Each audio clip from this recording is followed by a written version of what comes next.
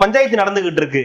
இங்க யாரா இங்க ஒருத்த உட்காந்து மிச்சர் சாப்பிட்டுட்டு இருக்கான்ற மாதிரி இங்க இவ்வளவு அண்ணனை கைது பண்றாங்க, வேன்ல ஏத்துறாங்க, காலை கடன் போலன்றாங்க, மாசு வந்து பேசிட்டு இருக்காரு, அவருக்காக டைம் வாங்கிட்டு இருக்காரு. இங்க இன்னொருத்தர் ட்ரிப்ளிகேன்ல போய் கையெழுத்து போட்டுக்கிட்டு இருக்காரு.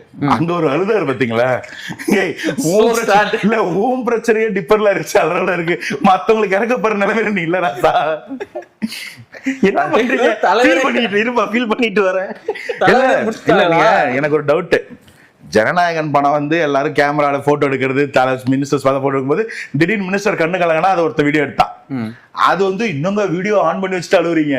போலீஸ் ஸ்டேஷன்ல எதுக்குப்பா வீடியோ ஆன் பண்ணி வச்சுட்டு அழுவுறீங்க? இதை கொஞ்சமாவது வச்சிங்களா? ஐயோ மகனே அதை மறந்துட்டேன்ற மாதிரி. எதுக்கு இங்க நான் அழுவு போறேன் போலீஸ் ஸ்டேஷன் வச்சு வீடியோன்னு சொல்லுவாங்களா?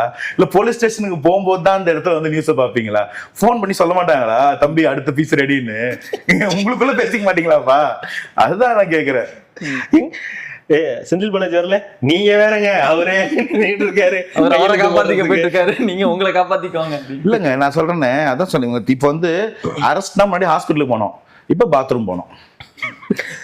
பாத்ரூமுக்கு போறது இல்ல, பாத்ரூம் போனோம். இல்ல நாளைக்கு வந்து இப்ப கதி கலங்கும். ஏன்னா அன்னைக்கு லாஸ்ட் டைம் வரும்போதே சிஎம் வாய திறங்கன்னு சொல்லிட்டு தான் வந்து பேட்சோட வந்தாங்க.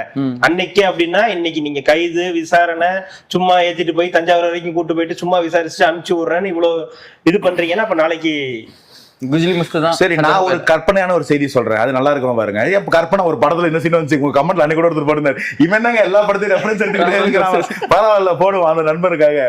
திருவிளையாடல ஆரம்பம்னு நினைக்கிறேன், ரமேஷ் வந்து அரெஸ்ட் பண்ணி எடுத்துட்டு வராங்க ஸ்டைலுக்கு. தம்பி ஸ்கூல்ல இருந்தோடனே என்னடா ஸ்கூல்ல இருந்தியா, டே நின்ன ஜெயில வண்டியா, அந்த மாதிரி கேட்பான். அந்த மாதிரி நீ ஏதாவது கேட்டா பதிலுக்கு இங்கேயும் காலக்கு ஏதாவது கேட்பாங்க, பாத்துக்க நான் சொல்றேன்.